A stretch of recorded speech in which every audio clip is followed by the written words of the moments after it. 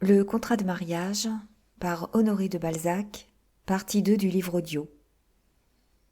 Au commencement de l'hiver, en 1822, Paul de Manerville fit demander la main de mademoiselle Évangélista par sa grand-tante, la baronne de Maulincour. Quoique la baronne ne passât jamais plus de 2 mois en Médoc, elle y resta jusqu'à la fin d'octobre pour assister son petit-neveu dans cette circonstance et jouer le rôle d'une mère. Après avoir porté les premières paroles à madame Évangélista, la tante, vieille femme expérimentée, vint apprendre à Paul le résultat de sa démarche. « Mon enfant, lui dit-elle, votre affaire est faite. En causant des choses d'intérêt, j'ai su que madame Évangélista ne donnait rien de son chef à sa fille. Mademoiselle Nathalie se marie avec ses droits. Épousez, mon ami. Les gens qui ont un nom et des terres à transmettre, une famille à conserver, doivent tôt ou tard finir par là. Je voudrais voir mon cher Auguste prendre le même chemin. Vous vous marierez bien sans moi. Je n'ai que ma bénédiction à vous donner, et les femmes aussi vieilles que je le suis n'ont rien à faire au milieu d'une noce. Je partirai donc demain pour Paris. Quand vous présenterez votre femme au monde, je la verrai chez moi beaucoup plus commodément qu'ici. Si vous n'aviez point eu d'hôtel à Paris, vous auriez trouvé un gîte chez moi. J'aurais volontiers fait arranger pour vous le second de ma maison. « Chère tante, dit Paul, je vous remercie. Mais qu'entendez-vous par ces paroles ? Sa mère ne lui donne rien de son chef. Elle se marie avec ses droits. La mère, mon enfant, est une fine mouche qui profite de la beauté de sa fille pour imposer des conditions et ne vous laisser que ce qu'elle ne peut pas vous ôter, la fortune du père. Nous autres vieilles gens, nous tenons fort au « qu'a-t-il ? Qu'a-t-elle » Je vous engage à donner de bonnes instructions à votre notaire.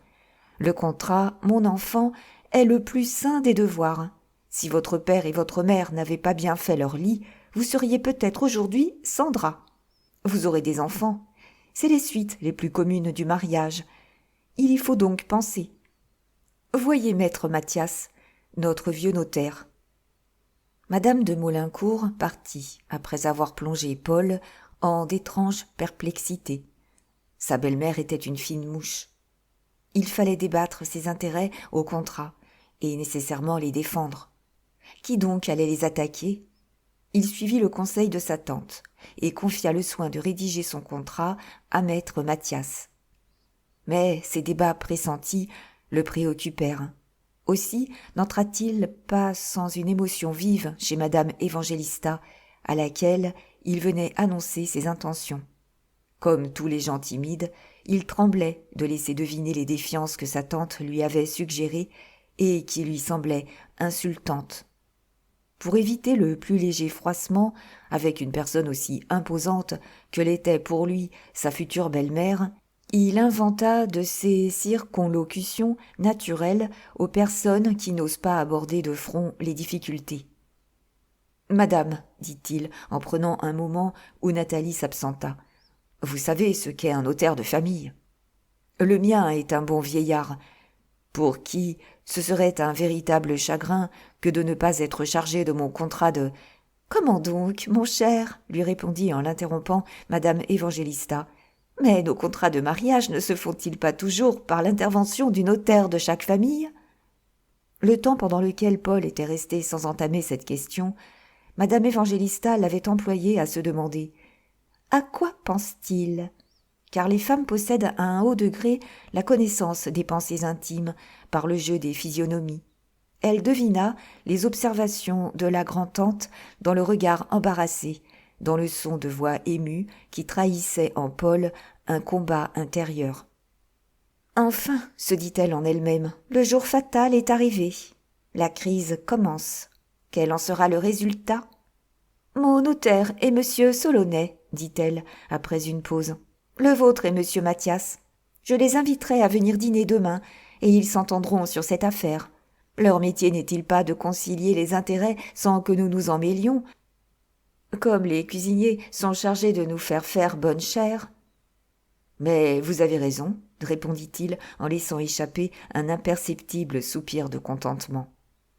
Par une singulière interposition des deux rôles, Paul, innocent de tout blâme, tremblait, et madame Évangélista paraissait calme, en éprouvant d'horribles anxiétés. Cette veuve devait à sa fille le tiers de la fortune laissée par monsieur Évangélista, 1200 000 francs, et se trouvait hors d'état de s'acquitter, même en se dépouillant de tous ses biens. Elle allait donc être à la merci de son gendre. Si elle était maîtresse de Paul tout seul, Paul, éclairé par son notaire, transigerait-il sur la reddition des comptes de tutelle? S'il se retirait, tout Bordeaux en saurait les motifs, et le mariage de Nathalie y devenait impossible. Cette mère, qui voulait le bonheur de sa fille, cette femme qui depuis sa naissance avait noblement vécu, songea que le lendemain il fallait devenir improbe. Comme ces grands capitaines qui voudraient effacer de leur vie le moment où ils ont été secrètement lâches, elle aurait voulu pouvoir retrancher cette journée du nombre de ses jours. Certes, quelques-uns de ses cheveux blanchirent pendant la nuit où, face à face avec les faits, elle se reprocha son insouciance en sentant les dures nécessités de sa situation. D'abord, elle était obligée de se confier à son notaire, qu'elle avait mandé pour l'heure de son lever. Il fallait avouer une détresse intérieure qu'elle n'avait jamais voulu s'avouer à elle-même, car elle avait toujours marché vers l'abîme en comptant sur un de ces hasards qui n'arrivent jamais. Il s'éleva dans son âme, contre Paul, un léger mouvement où il n'y avait ni haine, ni aversion, ni rien de mauvais encore. Mais n'était-il pas la partie adverse de ce procès secret? Mais ne devenait-il pas, sans le savoir, un innocent ennemi qu'il fallait vaincre? Quel être a pu jamais aimer sa dupe? Contrainte à ruser, l'Espagnole résolut, comme toutes les femmes, de déployer sa supériorité dans ce combat dont la honte ne pouvait s'absoudre que par une complète victoire. Dans le calme de la nuit, elle s'excusa par une suite de raisonnements que sa fierté domina. Nathalie n'avait-elle pas profité de ses dissipations? Y avait-il dans sa conduite un seul de ces motifs bas et ignobles qui salissent l'âme? Elle ne savait pas compter. Était-ce un crime? Un délit? Un homme n'était-il pas trop heureux d'avoir une fille comme Nathalie? Le trésor qu'elle avait conservé ne valait-il pas une quittance? Beaucoup d'hommes n'achètent-ils pas une femme aimée par 1000 sacrifices? Pourquoi ferait-on moins pour une femme légitime que pour une courtisane? D'ailleurs, Paul était un homme nul, incapable. Elle déplorait pour lui les ressources de son esprit. Elle lui ferait faire un beau chemin dans le monde.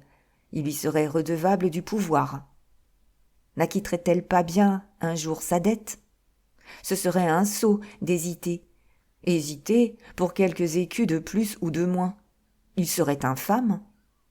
Si le succès ne se décide pas tout d'abord, se dit-elle, je quitterai Bordeaux et pourrai toujours faire un beau sort à Nathalie en capitalisant ce qui me reste. Hôtel, diamants, mobilier, en lui donnant tout et ne me réservant qu'une pension. Quand un esprit fortement trempé se construit une retraite comme Richelieu à Brouage et se dessine une fin grandiose, il s'en fait comme un point d'appui qui l'aide à triompher. Ce dénouement, en cas de malheur, rassura madame Évangélista, qui s'endormit d'ailleurs pleine de confiance en son parrain dans ce duel.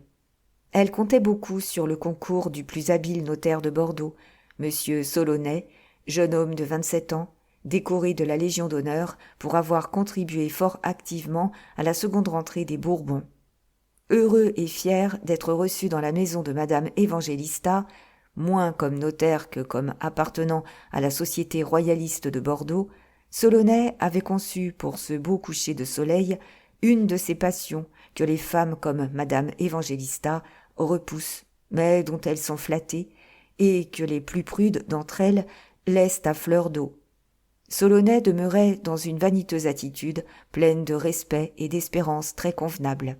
Ce notaire vint le lendemain avec l'empressement de l'esclave et fut reçu dans la chambre à coucher par la coquette veuve qui se montra dans le désordre d'un savant déshabillé. « Puis-je, lui dit-elle, compter sur votre discrétion et votre entier dévouement dans la discussion qui aura lieu ce soir? Vous devinez qu'il s'agit du contrat de mariage de ma fille. » Le jeune homme se perdit en protestations galantes. « Au fait, dit-elle. »« J'écoute, répondit-il en paraissant se recueillir. Madame Évangélista lui exposa crûment sa situation. « La belle dame, ceci n'est rien, dit maître Solonnet en prenant un air avantageux quand madame Évangélista lui eut donné des chiffres exacts. Comment vous êtes-vous tenu avec monsieur de Manerville ? Ici, les questions morales dominent les questions de droit et de finance. » Madame Évangélista se drapa dans sa supériorité. Le jeune notaire apprit avec un vif plaisir que, jusqu'à ce jour, sa cliente avait gardé dans ses relations avec Paul la plus haute dignité, que moitié fierté sérieuse, moitié calcul involontaire, elle avait agi constamment comme si le comte de Manerville lui était inférieur, comme s'il y avait pour lui de l'honneur à épouser mademoiselle Évangélista. Ni elle ni sa fille ne pouvaient être soupçonnées d'avoir des vues intéressées. Leurs sentiments paraissaient purs de toute mesquinerie. À la moindre difficulté financière soulevée par Paul, elles avaient le droit de s'envoler à une distance incommensurable. Enfin, elle avait sur son futur gendre un ascendant insurmontable. « Cela étant ainsi, dit Solonnet, quelles sont les dernières concessions que vous vouliez faire ?»« J'en veux faire le moins possible, dit-elle en riant. »« Réponse de femme, s'écria Solonnet. Madame, tenez-vous à marier mademoiselle Nathalie ? » Oui. Vous voulez quittance des 1156 000 francs, desquels vous serez reliquataire d'après le compte de tutelle à présenter au susdit gendre. Oui. Que voulez-vous garder ? 30 000 livres de rente au moins, répondit-elle. Il faut vaincre ou périr.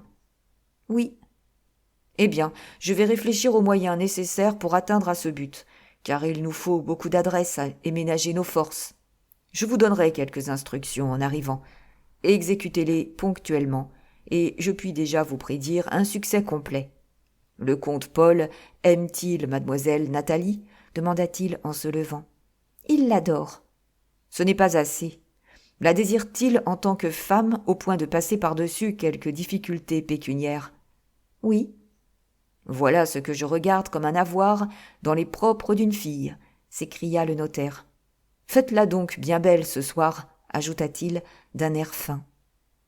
Nous avons la plus jolie toilette du monde. La robe du contrat contient, selon moi, la moitié des donations, dit Solonnet.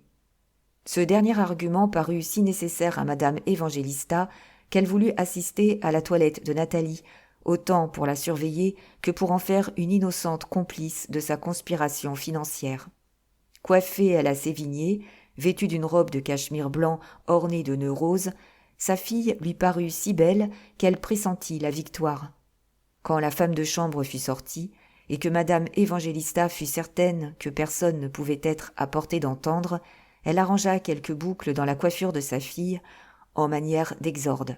« Cher enfant, aimes-tu bien sincèrement monsieur de Manerville ?»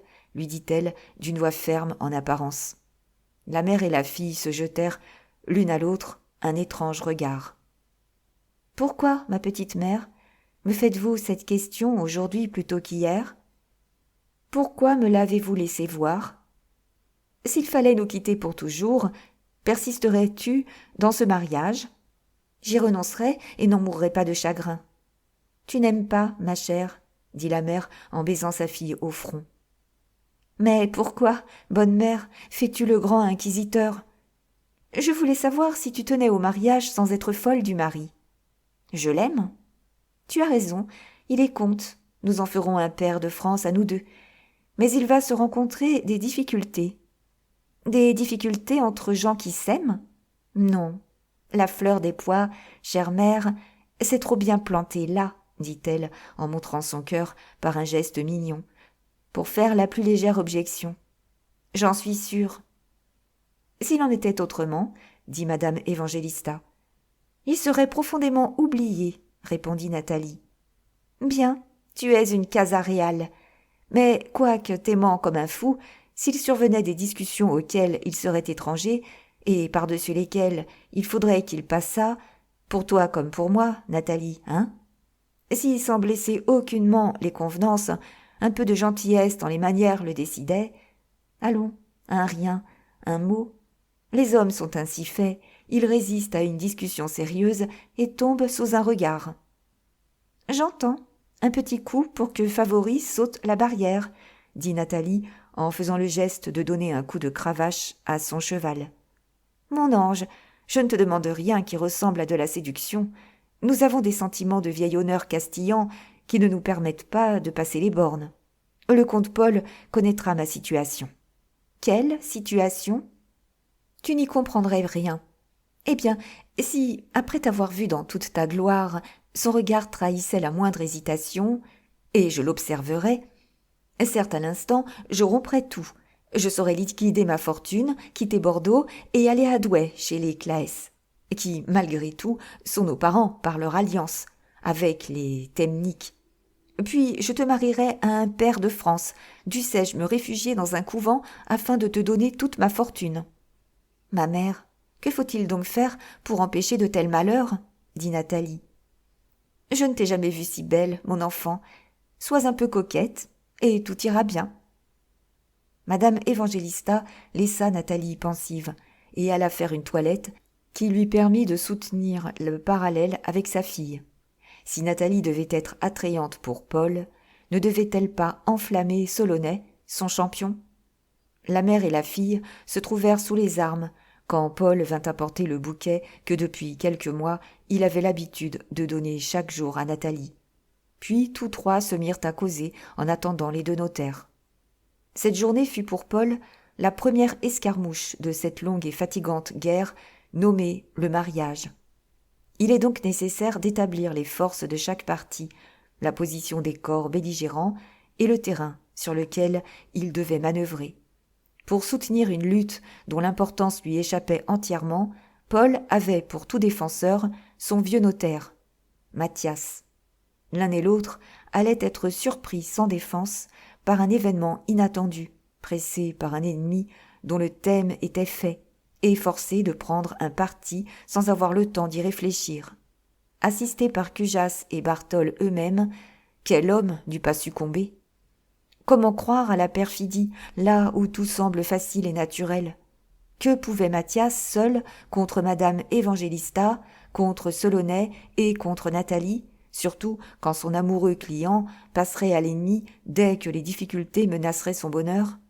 Déjà, Paul s'enferrait en débitant les jolis propos d'usage entre amants, mais auxquels sa passion prêtait en ce moment une valeur énorme aux yeux de Madame Évangélista qui le poussait à se compromettre. Ces condottieri matrimoniaux qui s'allaient battre pour leurs clients et dont les forces personnelles devenaient si décisives en cette solennelle rencontre, les deux notaires représentaient les anciennes et les nouvelles mœurs, l'ancien et le nouveau notariat. Maître Mathias était un vieux bonhomme âgé de 69 ans et qui se faisait gloire de ses 20 années d'exercice en sa charge. Ses gros pieds de goutteux étaient chaussés de souliers ornés d'agrafes en argent et terminaient ridiculement des jambes si menues, à rotules si saillantes que, quand il les croisait, vous eussiez dit les deux os gravés au-dessus des 6J.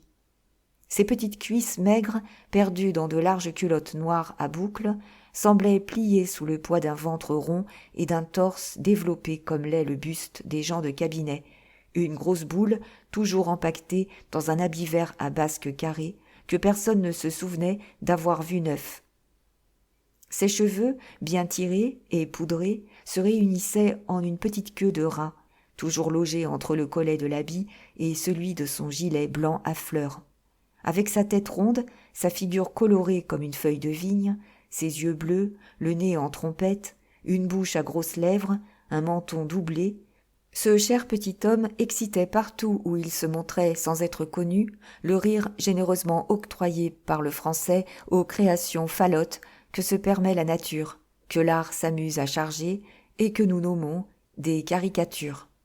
Mais chez maître Mathias, l'esprit avait triomphé de la forme, les qualités de l'âme avaient vaincu les bizarreries du corps. La plupart des Bordelais lui témoignaient un respect amical, une déférence pleine d'estime. La voix du notaire gagnait le cœur en y faisant résonner l'éloquence de la probité. Pour toute ruse, il allait droit au fait, en culbutant les mauvaises pensées par des interrogations précises. Son coup d'œil prompt, sa grande habitude des affaires lui donnait ce sens divinatoire qui permet d'aller au fond des consciences et d'y lire les pensées secrètes. Quoique grave et posé dans les affaires, ce patriarche avait la gaieté de nos ancêtres. Il devait risquer la chanson de table, admettre et conserver les solennités de famille, célébrer les anniversaires, les fêtes des grands-mères et des enfants, enterrer avec cérémonie la bûche de Noël. Il devait aimer à donner des étrennes, à faire des surprises et offrir des œufs de Pâques. Il devait croire aux obligations du parrainage et ne déserter aucune des coutumes qui coloraient la vie d'autrefois. Maître Mathias était un noble et respectable débris de ces notaires, grands hommes obscurs, qui ne donnaient pas de reçus en acceptant des millions, mais les rendaient dans les mêmes sacs, ficelés de la même ficelle, qui exécutaient à la lettre les fidéicommis, dressaient décemment les inventaires, s'intéressaient comme de seconds pères aux intérêts de leurs clients, barraient quelquefois le chemin devant les dissipateurs et à qui les familles confiaient leurs secrets. Enfin, l'un de ces notaires qui se croyaient responsables de leurs erreurs dans les actes et les méditait longuement. Jamais, durant sa vie notariale, un de ses clients n'eut à se plaindre d'un placement perdu, d'une hypothèque ou mal prise ou mal assise. Sa fortune, lentement mais loyalement acquise, ne lui était venue qu'après 30 années d'exercice et d'économie. Il avait établi 14 de ses clercs. Religieux et généreux incognito, Mathias se trouvait partout où le bien s'opérait sans salaire. Membre actif du comité des hospices et du comité de bienfaisance, il s'inscrivait pour la plus forte somme dans les impositions volontaires destinées à secourir les infortunes subites, à créer quelques établissements utiles. Aussi, ni lui ni sa femme n'avaient-ils de voiture. Aussi, sa parole était-elle sacrée. Aussi, ses caves gardaient-elles autant de capitaux qu'en avait la banque. Aussi, le nommait-on le bon monsieur Mathias. Et quand il mourut, y eut-il 3000 personnes à son convoi.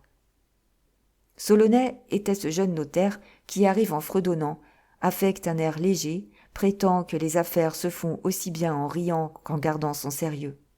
Le notaire capitaine dans la garde nationale, qui se fâche d'être pris pour un notaire et postule la croix de la Légion d'honneur, qui a sa voiture et laisse vérifier les pièces à ses clercs. Le notaire qui va au bal, au spectacle, achète des tableaux et joue à l'écarté, qui a une caisse où se versent les dépôts et rend en billets de banque ce qu'il a reçu en or. Le notaire qui marche avec son époque et risque les capitaux en placements douteux, spécule et veut se retirer riche de 30 000 livres de rente après 10 ans de notariat. Le notaire dont la science vient de sa duplicité, mais que beaucoup de gens craignent comme un complice qui possède leurs secrets.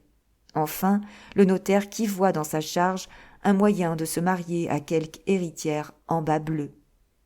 Quand le mince et blond Solonais, frisé, parfumé, botté comme un jeune premier de vaudeville, vêtu comme un dandy dont l'affaire la plus importante est un duel, entra précédant son vieux confrère, retardé par un ressentiment de goutte, ces deux hommes représentèrent au naturel une de ces caricatures intitulées « Jadis et aujourd'hui », qui eurent tant de succès sous l'Empire.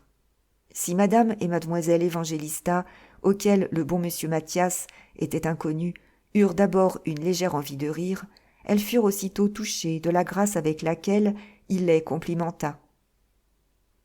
La parole du bonhomme respira cette aménité que les vieillards aimables savent répandre autant dans les idées que dans la manière dont ils les expriment.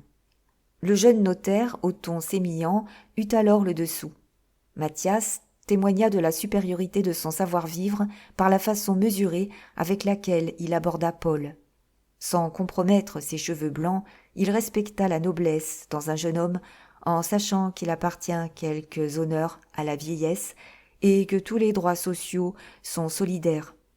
Au contraire, le salut et le bonjour de Solonais avaient été l'expression d'une égalité parfaite qui devait blesser les prétentions des gens du monde et le ridiculiser aux yeux des personnes vraiment nobles. Le jeune notaire fit un geste assez familier à madame Évangélista pour l'inviter à venir causer dans une embrasure de fenêtre.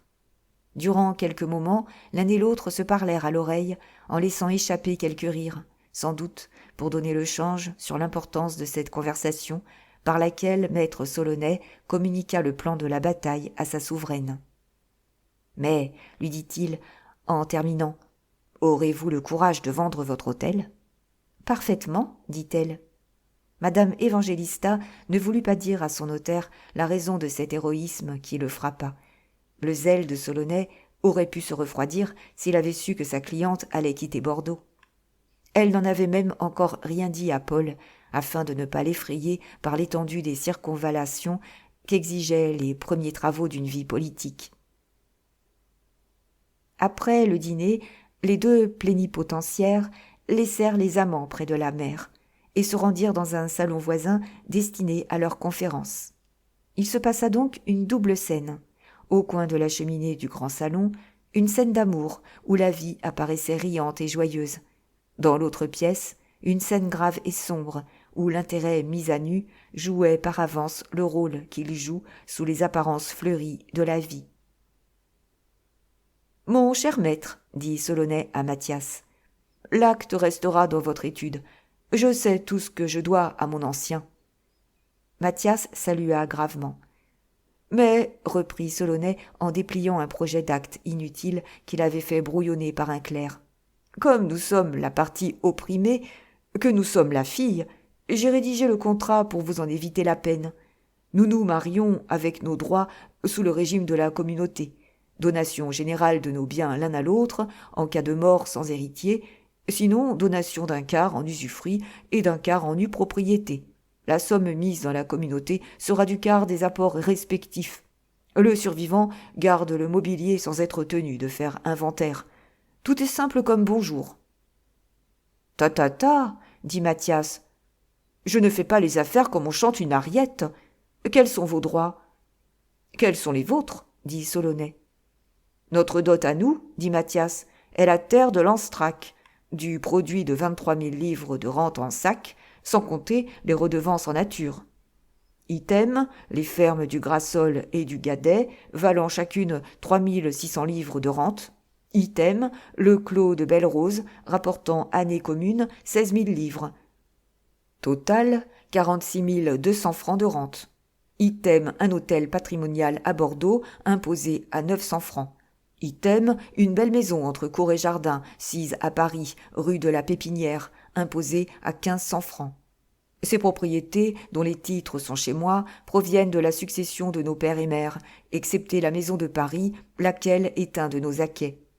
Nous avons également à compter le mobilier de nos deux maisons et celui du château de Lanstrac, estimé 450 000 francs.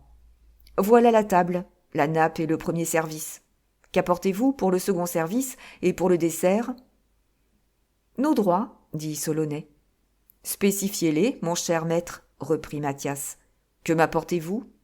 Où est l'inventaire fait après le décès de monsieur Évangélista ? Montrez-moi la liquidation, l'emploi de vos fonds. Où sont vos capitaux, s'il y a capital ? Où sont vos propriétés, s'il y a propriété ?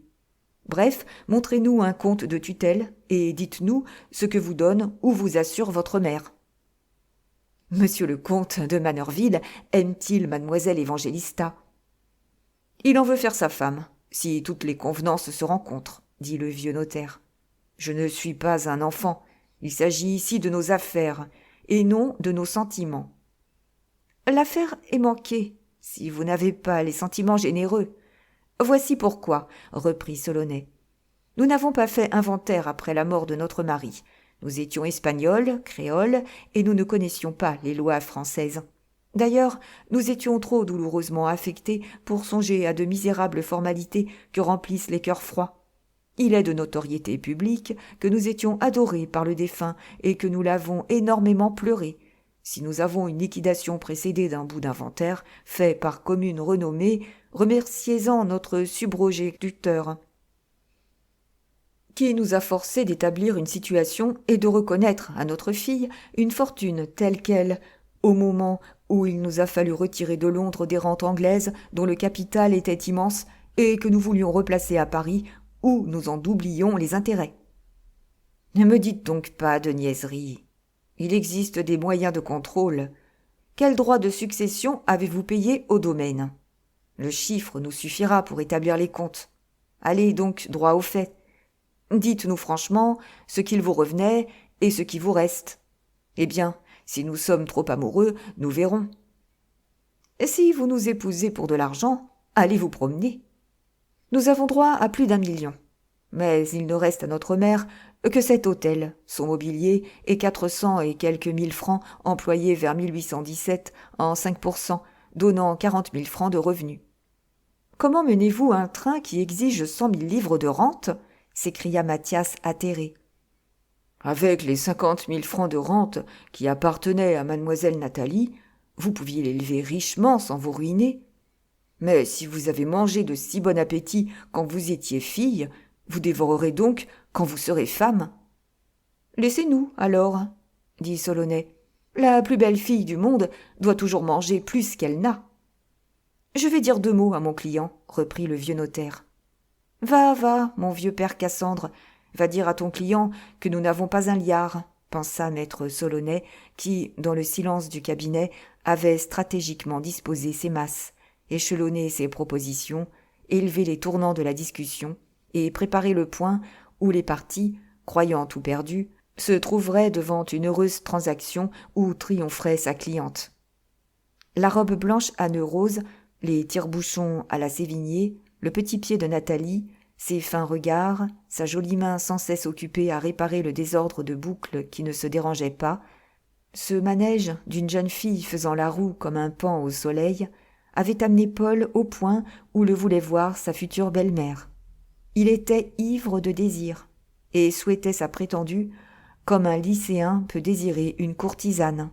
Ses regards, sur thermomètre de l'âme, annonçaient ce degré de passion auquel un homme fait 1000 sottises. « Nathalie est si belle, dit-il à l'oreille de sa belle-mère, que je conçois la frénésie qui nous pousse à paver un plaisir par notre mort. » Madame Évangélista répondit en hochant la tête. « Parole d'amoureux. Mon mari ne me disait aucune de ces belles phrases, mais il m'épousa sans fortune, et pendant 13 ans, il ne m'a jamais causé de chagrin. »« Est-ce une leçon que vous me donnez ?» dit Paul en riant. « Vous savez comme je vous aime, cher enfant, » dit-elle en lui serrant la main. « D'ailleurs, ne faut-il pas vous bien aimer pour vous donner ma Nathalie ?»« Me donner, dit la jeune fille en riant et agitant un écran fait en plumes d'oiseau indien.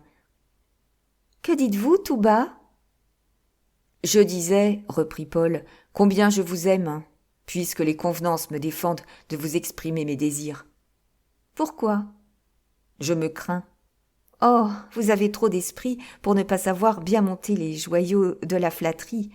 Voulez-vous que je vous dise mon opinion sur vous ? Eh bien, je vous trouve plus d'esprit qu'un homme amoureux n'en doit avoir. Être la fleur des pois et rester très spirituel, dit-elle en baissant les yeux, c'est avoir trop d'avantages. Un homme devrait opter. Je crains aussi, moi. Quoi ? Ne parlons pas ainsi. Ne trouvez-vous pas, ma mère, que cette conversation est dangereuse quand notre contrat n'est pas encore signé ? Il va l'être, dit Paul.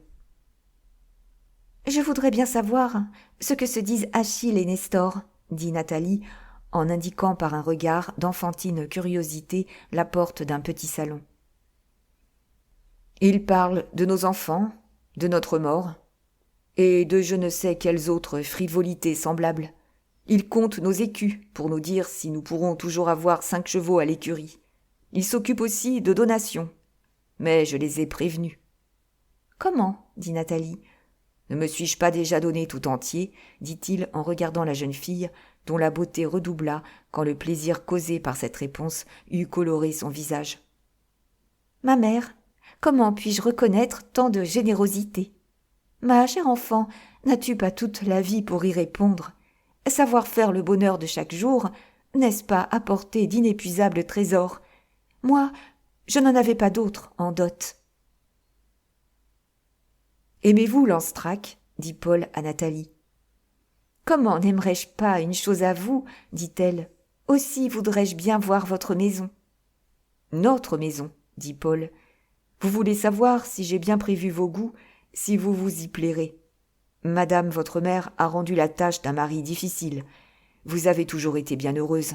Mais quand l'amour est infini, rien ne lui est impossible. » « Chers enfants, dit madame Évangélista, pourrez-vous rester à Bordeaux pendant les premiers jours de votre mariage ? Si vous vous sentez le courage d'affronter le monde qui vous connaît, vous épie, vous gêne, soit. Mais si vous éprouvez tous deux cette pudeur de sentiment qui enserre l'âme et ne s'exprime pas, nous irons à Paris où la vie d'un jeune ménage se perd dans le torrent. Là seulement, vous pourrez être comme deux amants, sans avoir à craindre le ridicule. » « Vous avez raison, ma mère. Je n'y pensais point. Mais à peine aurais-je le temps de préparer ma maison. J'écrirai ce soir à de Marsay, celui de mes amis sur lequel je puis compter pour faire marcher les ouvriers. » Au moment où, semblables aux jeunes gens habitués à satisfaire leurs plaisirs sans calcul préalable, Paul s'engageait inconsidérément dans les dépenses d'un séjour à Paris, maître Mathias entra dans le salon et fit signe à son client de venir lui parler. « Qu'y a-t-il, mon ami ?» dit Paul en se laissant mener dans une embrasure de fenêtre. « Monsieur le comte, » dit le bonhomme, « il n'y a pas un sou de dot. Mon avis est de remettre la conférence à un autre jour, afin que vous puissiez prendre un parti convenable. »« Monsieur Paul, » dit Nathalie, « je peux vous dire aussi mon mot à part. » Quoique la contenance de madame Évangélista fût calme, jamais juif du Moyen-Âge ne souffrit dans sa chaudière pleine d'huile bouillante le martyre qu'elle souffrait dans sa robe de velours violet. Solonet lui avait garanti le mariage, mais elle ignorait les moyens, les conditions du succès, et subissait l'horrible angoisse des alternatives. Elle dut peut-être son triomphe à la désobéissance de sa fille. Nathalie avait commenté les paroles de sa mère, dont l'inquiétude était visible pour elle. Quand elle vit le succès de sa coquetterie, elle se sentit atteinte au cœur par 1000 pensées contradictoires. Sans blâmer sa mère, elle fut honteuse à demi de ce manège dont le prix était un gain quelconque. Puis elle fut prise d'une curiosité jalouse assez concevable. Elle voulut savoir si Paul l'aimait assez pour surmonter les difficultés prévues par sa mère, et que lui dénonçait la figure un peu nuageuse de maître Mathias. Ses sentiments la poussèrent à un mouvement de loyauté qui d'ailleurs la posait bien. La plus noire perfidie n'eût pas été aussi dangereuse que le fut son innocence. « Paul, lui dit-elle à voix basse, et elle le nomma ainsi pour la première fois. Si quelque difficulté d'intérêt pouvait nous séparer, songez que je vous relève de vos engagements, et vous permets de jeter sur moi la défaveur qui résulterait d'une rupture. » Elle mit une si profonde dignité dans l'expression de sa générosité que Paul crut au désintéressement de Nathalie, à son ignorance du fait que son notaire venait de lui révéler. Il pressa la main de la jeune fille et la baisa comme un homme à qui l'amour était plus cher que l'intérêt. Nathalie sortit. « Sac à papier, monsieur le comte, vous faites des sottises, » reprit le vieux notaire en rejoignant son client. Paul demeura songeur. Il comptait avoir environ 100 000 livres de rente, en réunissant sa fortune et celle de Nathalie. Et quelque passionné que soit un homme, il ne passe pas sans émotion de 100 à 46 000 livres de rente en acceptant une femme habituée au luxe. « Ma fille n'est pas là, » reprit madame Évangélista, qui s'avança royalement vers son gendre et le notaire. « Pouvez-vous me dire ce qui nous arrive ?»« Madame, » répondit Mathias, épouvanté du silence de Paul, et qui rompit la glace. « Il survient qu'un empêchement dilatoire. » À ce mot, maître Solonet sortit du petit salon et coupa la parole à son vieux confrère par une phrase qui rendit la vie à Paul. Accablé par le souvenir de ces phrases galantes, par son attitude amoureuse, Paul ne savait ni comment les démentir, ni comment en changer.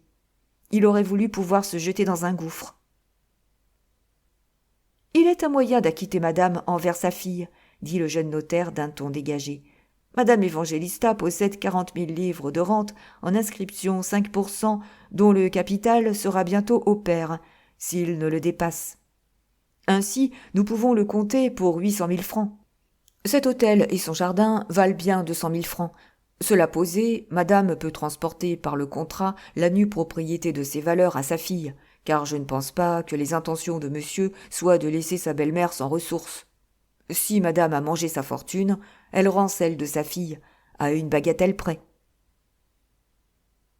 « Les femmes sont bien malheureuses de ne rien entendre aux affaires, » dit madame Évangélista. « J'ai des nues propriétés. Qu'est-ce que cela, mon Dieu !» Paul était dans une sorte d'extase en entendant cette transaction. Le vieux notaire, voyant le piège tendu, son client un pied déjà pris, resta pétrifié, se disant « Je crois que l'on se joue de nous. » « Si madame suit mon conseil, elle assurera sa tranquillité, » dit le jeune notaire en continuant. « En se sacrifiant, au moins ne faut-il pas que des mineurs la tracassent. On ne sait ni qui vit, ni qui meurt. Monsieur le comte reconnaîtra donc, par le contrat, avoir reçu la somme totale revenant à mademoiselle Évangélista sur la succession de son père. » Mathias ne put comprimer l'indignation qui brilla dans ses yeux et lui colora la face. « Et cette somme, dit-il en tremblant, est de 1 156 000 francs, suivant l'acte. Pourquoi ne demandez-vous pas à monsieur le comte de faire hic et nunc le délaissement de sa fortune à sa future épouse, dit Mathias. Ce serait plus franc que ce que vous nous demandez. La ruine du comte de Bannerville ne s'accomplira pas sous mes yeux. Je me retire. » Il fit un pas vers la porte afin d'instruire son client de la gravité des circonstances. Mais il revint, et s'adressant à madame Évangélista, « Ne croyez pas, madame, que je vous fasse solidaire des idées de mon confrère. Je vous tiens pour une honnête femme, une grande dame qui ne savait rien des affaires. »« Merci, mon cher confrère, » dit Solonnet. « Vous savez bien qu'entre nous, il n'y a jamais d'injure, » lui répondit Mathias. « Madame, sachez au moins le résultat de ces stipulations. Vous êtes encore assez jeune, assez belle pour vous remarier. »« Oh, mon Dieu, madame, » dit le vieillard à un geste de madame Évangélista.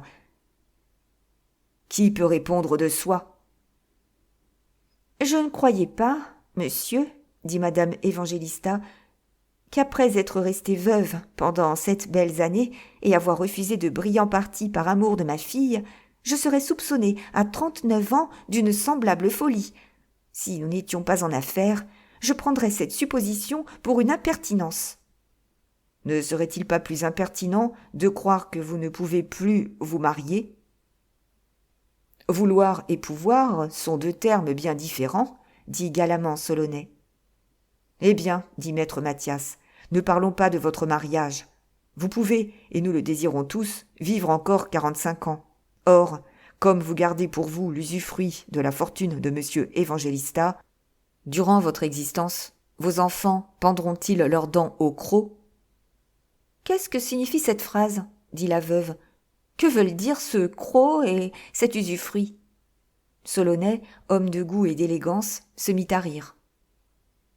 « Je vais la traduire, » répondit le bonhomme. « Si vos enfants veulent être sages, ils penseront à l'avenir. Penser à l'avenir, c'est économiser la moitié de ses revenus en supposant qu'il ne nous vienne que 2 enfants, auxquels il faudra donner d'abord une belle éducation, puis une grosse dot. Votre fille et votre gendre seront donc réduits à 20 000 livres de rente, quand l'un et l'autre en dépensaient 50 sans être mariés. Ceci n'est rien. Mon client devra compter un jour à ses enfants 1100 000 francs du bien de leur mère, et ne les aura peut-être pas encore reçus si sa femme est morte et que madame vive encore, ce qui peut arriver. En conscience, signer un pareil contrat, n'est-ce pas se jeter pieds et poings liés dans la Gironde ? Vous voulez faire le bonheur de mademoiselle votre fille ? Si elle aime son mari, sentiment dont ne doutent jamais les notaires, elle épousera ses chagrins. Madame, j'en vois assez pour la faire mourir de douleur, car elle sera dans la misère. Oui, madame, la misère, pour des gens auxquels il faut 100 000 livres de rente, est de n'en avoir plus que 20 000. Si, par amour, monsieur le comte faisait des folies, sa femme le ruinerait par ses reprises le jour où quelque malheur adviendrait. Je plaide ici pour vous, pour eux, pour leurs enfants, pour tout le monde. Le bonhomme a bien fait feu de tous ses canons, pensa maître Solonnet en jetant un regard à sa cliente, comme pour lui dire « Allons ». Il est un moyen d'accorder ses intérêts, répondit avec calme madame Évangélista. Je puis me réserver seulement une pension nécessaire pour entrer dans un couvent, et vous aurez mes biens dès à présent. Je puis renoncer au monde, si ma mort anticipée assure le bonheur de ma fille. Madame, dit le vieux notaire, prenons le temps de peser mûrement le parti qui conciliera toutes les difficultés. Eh, mon Dieu, monsieur, dit madame Évangélista, qui voyait sa perte dans un retard, tout est pesé. J'ignorais ce qu'était un mariage en France. Je suis espagnole et créole. J'ignorais qu'avant de marier ma fille, il fallut savoir le nombre de jours que Dieu m'accorderait encore, que ma fille souffrirait de ma vie, que j'ai tort de vivre et tort d'avoir vécu. Quand mon mari m'épousa, je n'avais que mon nom et ma personne. Mon nom seul valait pour lui des trésors auprès desquels pâlissaient les siens. Quelle fortune égale un grand nom? Ma dot était la beauté, la vertu, le bonheur, la naissance, l'éducation. L'argent donne-t-il ces trésors? Si le père de Nathalie entendait notre conversation, son âme généreuse en serait affectée pour toujours et lui gâterait son bonheur en paradis. J'ai dissipé, follement peut-être, quelques millions sans que jamais ses sourcils aient fait un mouvement. Depuis sa mort, je suis devenue économe et rangée en comparaison de la vie qu'il voulait que je menace.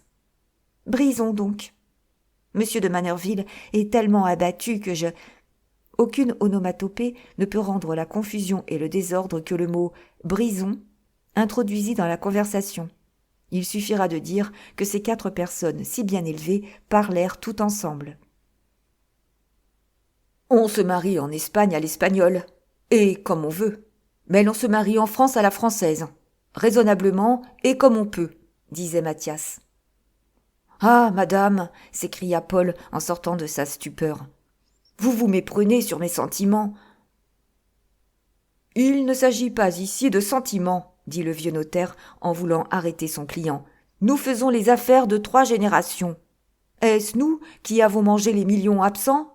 Nous qui ne demandons qu'à résoudre des difficultés dont nous sommes innocents? Épousez-nous et ne chipotez pas, disait Solonnet. Chipoter, chipoter? Vous appelez chipoter défendre les intérêts des enfants, du père et de la mère? Disait Mathias. Oui, disait Paul à sa belle-mère en continuant, je déplore les dissipations de ma jeunesse, qui ne me permettent pas de clore cette discussion par un mot, comme vous déplorez votre ignorance des affaires et votre désordre involontaire.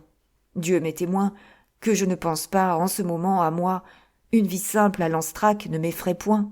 Mais ne faut-il pas que mademoiselle Nathalie renonce à ses goûts, à ses habitudes? Voici notre existence modifiée. Où donc, Évangélista, puisait-il ces millions? Dit la veuve. Monsieur Évangélista faisait des affaires. Il jouait le grand jeu des commerçants, il expédiait des navires et gagnait des sommes considérables. Nous sommes un propriétaire dont le capital est placé, dont les revenus sont inflexibles, répondit vivement le vieux notaire. Il est encore un moyen de tout concilier, dit Solonnet, qui, par cette phrase proférée d'un ton de fausset, imposa silence aux 3 autres, en attirant leur regard et leur attention. Ce jeune homme ressemblait à un habile cocher qui tient les rênes d'un attelage à 4 chevaux et s'amuse à les animer, à les retenir. Il déchaînait les passions, il les calmait tour à tour en faisant suer dans son harnais Paul, dont la vie et le bonheur étaient à tout moment en question, et sa cliente qui ne voyait pas clair à travers les tournoiements de la discussion. « Madame Évangélista, dit-il après une pause, peut délaisser dès aujourd'hui les inscriptions 5% et vendre son hôtel. Je lui en ferai trouver 300 000 francs en l'exploitant par lot. Sur ce prix, elle vous remettra 150 000 francs. Ainsi, madame vous donnera 950 000 francs immédiatement. Si ce n'est pas ce qu'elle doit à sa fille, trouvez beaucoup de dots semblables en France. » Bien, dit maître Mathias, mais que deviendra madame? À cette question, qui supposait un assentiment, Solonnet se dit en lui-même. Allons donc, mon vieux loup, te voilà pris. Madame, répondit à haute voix le jeune notaire, Madame gardera les 50 000 écus restant sur le prix de son hôtel. Cette somme jointe au produit de son mobilier peut se placer en rente viagère et lui procurera 20 000 livres de rente. Monsieur le comte lui arrangera une demeure chez lui. Lanstrac est grand. Vous avez un hôtel à Paris, dit-il en s'adressant directement à Paul. Madame, votre belle-mère, peut donc vivre partout avec vous. Une veuve qui, sans avoir à supporter les charges d'une maison, possède 20 000 livres de rente, est plus riche que ne l'était madame quand elle jouissait de toute sa fortune. Madame Évangélista n'a que sa fille, monsieur le comte est également seul, vos héritiers sont éloignés, aucune collision d'intérêts n'est à craindre. La belle-mère et le gendre, qui se trouvent dans les conditions où vous êtes, forment toujours une même famille. Madame Évangélista compensera le déficit actuel par les bénéfices d'une pension qu'elle vous donnera sur ces 20 000 livres de rente viagère, ce qui aidera d'autant votre existence. Nous connaissons madame trop généreuse, trop grande pour supposer qu'elle veuille être à charge à ses enfants. Ainsi, vous vivrez unis, heureux, en pouvant disposer de 100 000 francs par an, somme suffisante, n'est-ce pas, monsieur le comte, pour jouir en tout pays des agréments de l'existence et satisfaire ses caprices. Et croyez-moi, les jeunes mariés sentent souvent la nécessité d'un tiers dans leur ménage. Or, je le demande, quel tiers plus affectueux qu'une bonne mère ? Paul croyait entendre un ange en entendant parler Solonais. Il regarda Mathias pour savoir s'il ne partageait pas son admiration pour la chaleureuse éloquence de Solonais, car il ignorait que sous les fins emportements de leurs paroles passionnées, les notaires comme les avoués cachent la froideur et l'attention continue des diplomates. « Un petit paradis !» s'écria le vieillard. Stupéfait par la joie de son client, Mathias alla s'asseoir sur une ottomane, la tête dans une de ses mains, plongé dans une méditation évidemment douloureuse. La lourde phraséologie dans laquelle les gens d'affaires enveloppent à dessein leur malice, il la connaissait et n'était pas homme à s'y laisser prendre.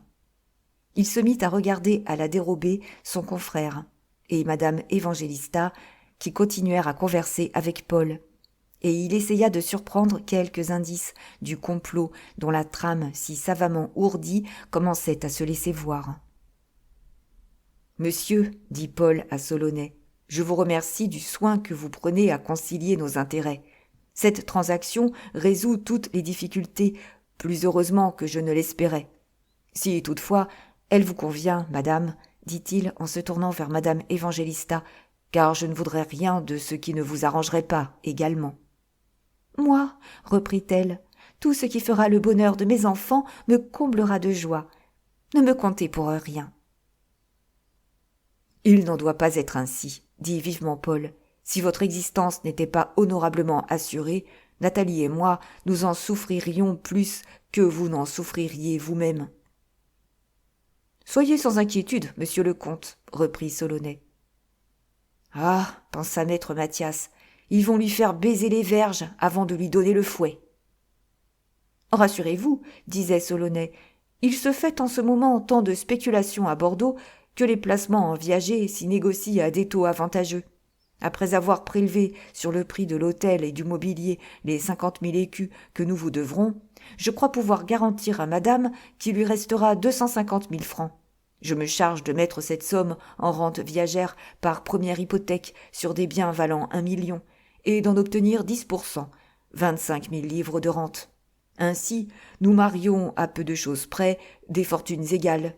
En effet, contre vos 46 000 livres de rente, mademoiselle Nathalie apporte 40 000 livres de rente en 5% et 150 000 francs en écus, susceptibles de donner 7 000 livres de rente. Total, 47. Mais cela est évident, dit Paul. En achevant sa phrase, maître Solonais avait jeté sur sa cliente un regard oblique, saisi par Mathias et qui voulait dire « Lancez la réserve ». Mais, s'écria madame Évangélista dans un accès de joie qui ne parut pas jouer, je puis donner à Nathalie mes diamants, ils doivent valoir au moins 100 000 francs. Nous pouvons les faire estimer, dit le notaire, et ceci change tout à fait la thèse. Rien ne s'oppose alors à ce que monsieur le comte reconnaisse avoir reçu l'intégralité des sommes revenant à mademoiselle Nathalie de la succession de son père et que les futurs époux n'entendent au contrat le compte de tutelle. Si madame, en se dépouillant avec une loyauté toute espagnole, remplit à 100 000 francs près ses obligations, il est juste de lui donner quittance. Rien n'est plus juste, dit Paul. Je suis seulement confus de ces procédés généreux. Ma fille n'est-elle pas une autre moi dit madame Évangélista. Maître Mathias aperçut une expression de joie sur la figure de madame Évangélista quand elle vit les difficultés à peu près levées. Cette joie et l'oubli des diamants qui arrivaient là comme des troupes fraîches lui confirmèrent tous ses soupçons. La scène était préparée entre eux, comme les joueurs préparent les cartes pour une partie où l'on ruinera quelques pigeons, se dit le vieux notaire. Ce pauvre enfant que j'ai vu naître sera-t-il donc plumé vif par sa belle-mère, rôti par l'amour et dévoré par sa femme? Moi qui ai si bien soigné ces belles terres, les verrai-je fricassées en une seule soirée? 3,5 millions qui seront hypothéqués pour 100 000 francs de dot que ces 2 femmes lui feront manger. En découvrant dans l'âme de cette femme des intentions qui, sans tenir à la scélératesse, au crime, au vol, à la supercherie, à l'escroquerie, à aucun sentiment mauvais ni à rien de blâmable, comportaient néanmoins toutes les criminalités en germe, maître Mathias n'éprouva ni douleur ni généreuse indignation. Il n'était pas le misanthrope, il était un vieux notaire, habitué, par son métier, aux adroits calculs des gens du monde, à ces habiles traîtrises plus funestes que ne l'est un franc assassinat commis sur la grande route par un pauvre diable, guillotiné en grand appareil. Pour la haute société, ces passages de la vie, ces congrès diplomatiques, sont comme de petits coins honteux où chacun jette ses ordures. Plein de pitié pour son client, maître Mathias jetait un long regard sur l'avenir, et n'y voyait rien de bon. « Entrons donc en campagne avec les mêmes armes, se dit-il, et battons-les. » En ce moment, Paul, Solonais et madame Évangélista, gênés par le silence du vieillard, sentirent combien l'approbation de ce censeur leur était nécessaire pour sanctionner cette transaction, et tous trois, ils le regardèrent simultanément. « Eh bien, mon cher monsieur Mathias, que pensez-vous de ceci ?» lui dit Paul. « Voici ce que je pense, » répondit l'intraitable et consciencieux notaire. « Vous n'êtes pas assez riche pour faire de ces royales folies. La terre de Lanstrac, estimée à 3%, représente plus d'1 million, y compris son mobilier. Les fermes du Grassol et du Gadet, votre clos de Belle-Rose, valent un autre million. Vos 2 hôtels et leur mobilier, un 3e million. Contre ces 3 millions, donnant 47 200 francs de rente, mademoiselle Nathalie apporte 800 000 francs sur le grand-livre, et supposons 100 000 francs de diamants, qui me semble une valeur hypothétique. Plus 150 000 francs d'argent, en tout 1 50 000 francs. En présence de ces faits, mon confrère vous dit glorieusement que nous marions des fortunes égales. Il veut que nous restions grevés de 100 000 francs envers nos enfants, puisque nous reconnaîtrions à notre femme, par le compte de tutelle entendu, un apport de 1156 000 francs, en recevant que 1 50 000. Vous écoutez de pareilles sornettes avec le ravissement d'un amoureux, et vous croyez que maître Mathias, qui n'est pas amoureux, peut oublier l'arithmétique et ne signalera pas la différence qui existe entre les placements territoriaux dont le capital est énorme, qui va croissant, et les revenus de la dot dont le capital est sujet à des chances et à des diminutions d'intérêt. Je suis assez vieux pour avoir vu l'argent décroître et les terres augmenter. Vous m'avez appelé, monsieur le comte, pour stipuler vos intérêts. Laissez-moi les défendre, ou renvoyez-moi. Si monsieur cherche une fortune égale en capital à la sienne, dit Solonais, nous n'avons pas 3,5 millions. Rien n'est plus évident. Si vous possédez 3 accablants millions, nous ne pouvons offrir que notre pauvre petit million, presque rien. 3 fois la dot d'une archiduchesse de la maison d'Autriche. Bonaparte a reçu 250 000 francs en épousant Marie-Louise. Marie-Louise a perdu Bonaparte, dit maître Mathias en grommelant. La mère de Nathalie saisit le sens de cette phrase. « Si mes sacrifices ne servent à rien, s'écria-t-elle, je n'entends pas pousser plus loin une discussion semblable. Je compte sur la discrétion de monsieur et renonce à l'honneur de sa main pour ma fille. » Après les évolutions que le jeune notaire avait prescrites, cette bataille d'intérêts était arrivée au terme où la victoire devait appartenir à Madame Évangélista. La belle-mère s'ouvrait le cœur, livrait ses biens, était quasi libérée. Sous peine de manquer aux lois de la générosité, de mentir à l'amour, le futur époux devait accepter ces conditions résolues par avance entre maître Solonais et Madame Évangélista. Comme une anguille d'horloge mue par ses rouages, Paul arriva fidèlement au but. « Comment, madame, s'écria Paul, en un moment, vous pourriez briser ?»« Mais, monsieur, répondit-elle, à qui dois-je ? À ma fille. Quand elle aura 21 ans, elle recevra mes comptes et me donnera quittance. Elle possédera 1 million et pourra, si elle veut, choisir parmi les fils de tous les pairs de France. N'est-elle pas une casa réale ? » Madame a raison. Pourquoi serait-elle plus maltraitée aujourd'hui qu'elle ne le sera dans 14 mois ? Ne la privez pas des bénéfices de sa maternité, dit Solonais. Mathias, s'écria Paul avec une profonde douleur. Il est 2 sortes de ruines, et vous me perdez en ce moment.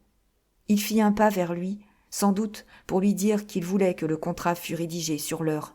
Le vieux notaire prévint ce malheur par un regard qui voulait dire « Attendez ». Puis il vit des larmes dans les yeux de Paul, larmes arrachées par la honte que lui causait ce débat, par la phrase péremptoire de Madame Évangélista qui annonçait une rupture, et il les sécha par un geste, celui d'Archimède criant « Eureka !» Le mot « Père de France » avait été, pour lui, comme une torche dans un souterrain. Nathalie apparut en ce moment, ravissante comme une aurore, et dit d'un air enfantin « Suis-je de trop ?» « Singulièrement de trop, ma fille, » lui répondit sa mère avec une cruelle amertume. « Venez, ma chère Nathalie, » dit Paul en la prenant par la main et l'amenant à un fauteuil près de la cheminée. « Tout est arrangé. » Car il lui fut impossible de supporter le renversement de ses espérances. Mathias reprit vivement. « Oui, tout peut encore s'arranger. » Semblable au général qui, dans un moment, renverse les combinaisons préparées par l'ennemi, le vieux notaire avait vu le génie qui préside au notariat, lui déroulant en caractères légaux une conception capable de sauver l'avenir de Paul et celui de ses enfants. Maître Solonais ne connaissait pas d'autre dénouement à ces difficultés inconciliables que la résolution inspirée au jeune homme par l'amour et à laquelle l'avait conduit cette tempête de sentiments et d'intérêts contrariés. Aussi fut-il étrangement surpris de l'exclamation de son confrère. Curieux de connaître le remède que maître Mathias pouvait trouver à un état de choses qui devait lui paraître perdu sans ressources, il lui dit « Que proposez-vous » ? « Nathalie, ma chère enfant, laissez-nous, dit Madame Évangélista. « Mademoiselle n'est pas de trop, répondit maître Mathias en souriant. Je vais parler pour elle aussi bien que pour monsieur le comte. Il se fit un silence profond, pendant lequel chacun, plein d'agitation, attendit l'improvisation du vieillard avec une indicible curiosité. « Aujourd'hui, reprit monsieur Mathias, après une pause, la profession de notaire a changé de face. Aujourd'hui, les révolutions politiques influent sur l'avenir des familles, ce qui n'arrivait pas autrefois. Autrefois, les existences étaient définies et les rangs étaient déterminés. Nous n'avons pas un cours d'économie politique à faire, mais un contrat de mariage, dit Solonais en laissant échapper un geste d'impatience et en interrompant le vieillard. Je vous prie de me laisser parler à mon tour, dit le bonhomme.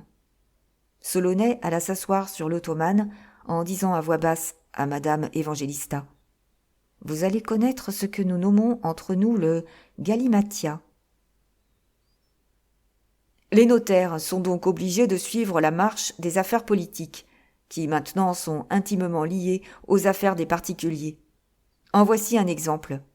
Autrefois, les familles nobles avaient des fortunes inébranlables que les lois de la Révolution ont brisées et que le système actuel tend à reconstituer, reprit le vieux notaire en se livrant aussi à la faconde du tabellionaris boa constrictor, le boa notaire. Par son nom, par ses talents, par sa fortune, monsieur le comte est appelé à siéger un jour à la chambre élective. Peut-être ses destinées le mèneront-elles à la chambre héréditaire, et nous lui connaissons assez de moyens pour justifier nos prévisions. Ne partagez-vous pas mon opinion, madame ? Dit-il à la veuve. Vous avez pressenti mon plus cher espoir, dit-elle. Manerville sera pair de France, ou je mourrai de chagrin. Tout ce qui peut nous acheminer vers ce but, dit maître Mathias en interrogeant l'astucieuse belle-mère par un geste de bonhomie.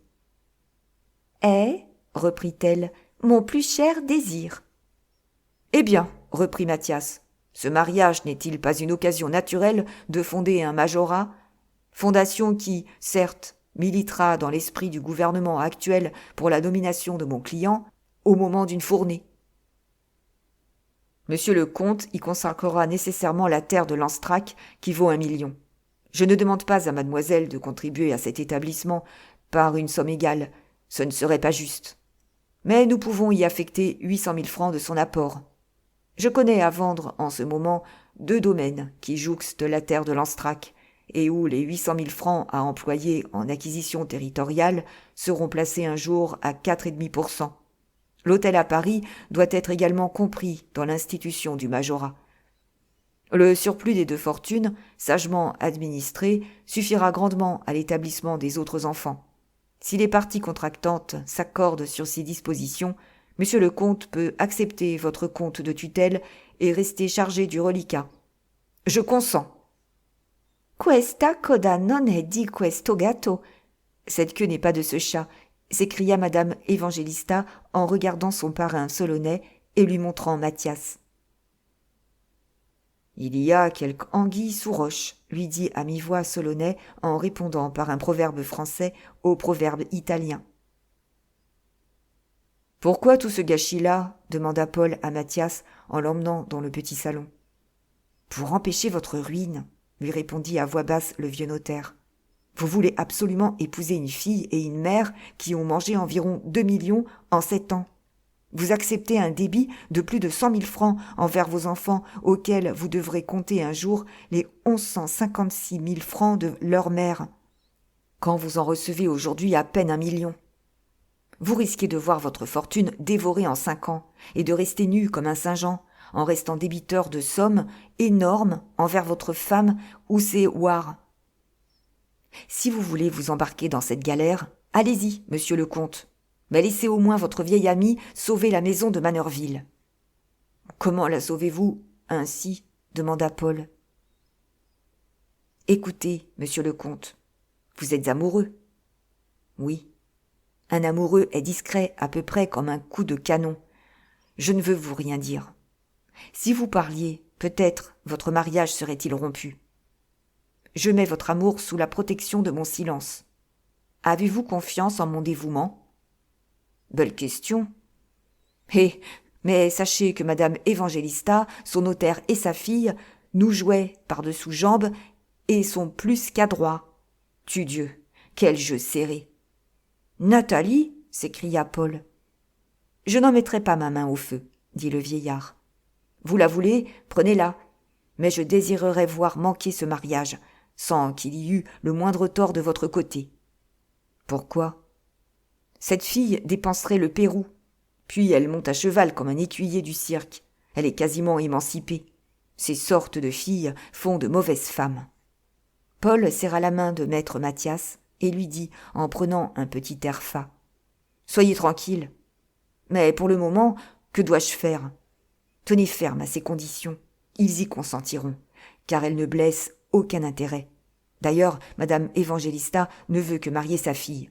J'ai vu dans son jeu. Défiez-vous d'elle. » Paul rentra dans le salon, où il vit sa belle-mère causant à voix basse avec Solonais, comme il venait de causer avec Mathias. Mise en dehors de ces 2 conférences mystérieuses, Nathalie jouait avec son écran. Assez embarrassée d'elle-même, elle se demandait Par quelle bizarrerie ne me dit-on rien de mes affaires ?» Le jeune notaire saisissait en gros l'effet lointain d'une stipulation basée sur l'amour-propre des parties, et dans laquelle sa cliente avait donné tête baissée. Mais si Mathias n'était plus que notaire, Solonet était encore un peu homme, et portait dans les affaires un amour-propre juvénile. Il arrive souvent ainsi que la vanité personnelle fait oublier à un jeune homme l'intérêt de son client. En cette circonstance, maître Solonet, qui ne voulut pas laisser croire à la veuve que Nestor battait Achille, lui conseillait d'en finir promptement sur ses bases. Peu lui importait la future liquidation de ce contrat. Pour lui, les conditions de la victoire étaient Madame Évangélista libérée, son existence assurée, Nathalie mariée. Bordeaux saura que vous donnez environ 1100 000 francs à Nathalie et qu'il vous reste 25 000 livres de rente, dit Solonet à l'oreille de Madame Évangélista. Je ne croyais pas obtenir un si beau résultat. Mais, dit-elle, expliquez-moi donc pourquoi la création de ce majorat apaise si promptement l'orage. Défiance de vous et de votre fille. Un majorat est inaliénable. Aucun des époux n'y peut toucher. Ceci est positivement injurieux. Non, nous appelons cela de la prévoyance. Le bonhomme vous a pris dans un piège. Refusez de constituer ce majorat ? Il nous dira « Vous voulez donc dissiper la fortune de mon client, qui, par la création du majorat, est mise hors de toute atteinte, comme si les époux se mariaient sous le régime dotal. » Solonet calma ses propres scrupules en se disant « Ces stipulations n'ont d'effet que dans l'avenir. » Et alors, Madame Évangélista sera morte et enterrée. En ce moment, Madame Évangélista se contenta des explications de Solonet, en qui elle avait toute confiance. D'ailleurs, elle ignorait les lois. Elle voyait sa fille mariée, elle n'en demandait pas davantage. Le matin. Elle fut toute à la joie du succès. Ainsi, comme le pensait Mathias, ni Solonet ni Madame Évangélista ne comprenaient encore dans toute son étendue sa conception appuyée sur des raisons inattaquables. « Eh bien, monsieur Mathias, dit la veuve, tout est pour le mieux. »« Madame, si vous et monsieur le comte consentez à ces dispositions, vous devez échanger vos paroles. Il est bien entendu, n'est-ce pas, dit-il en les regardant l'un et l'autre, que le mariage n'aura lieu que sous la condition de la constitution d'un majorat composé de la terre de Lanstrac et de l'hôtel situé rue de la Pépinière, appartenant au futur époux, item de 800 000 francs pris en argent dans l'apport de la future épouse, et dont l'emploi se fera en terre. Pardonnez-moi, madame, cette répétition. Un engagement positif et solennel est ici nécessaire. L'érection d'un majorat exige des formalités, des démarches à la chancellerie, une ordonnance royale, et nous devons conclure immédiatement l'acquisition des terres, afin de les comprendre dans la désignation des biens que l'ordonnance royale a la vertu de rendre inaliénables. Dans beaucoup de familles, on ferait un compromis, mais entre vous, un simple consentement doit suffire. Consentez-vous ? Oui, dit Madame Évangélista. Oui, dit Paul. Et moi ? Dit Nathalie en riant.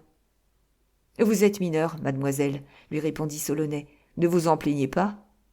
Il fut alors convenu que maître Mathias rédigerait le contrat, que maître Solonet minuterait le compte de tutelle, et que ces actes se signeraient, suivant la loi, quelques jours avant la célébration du mariage. Après quelques salutations, les deux notaires se levèrent.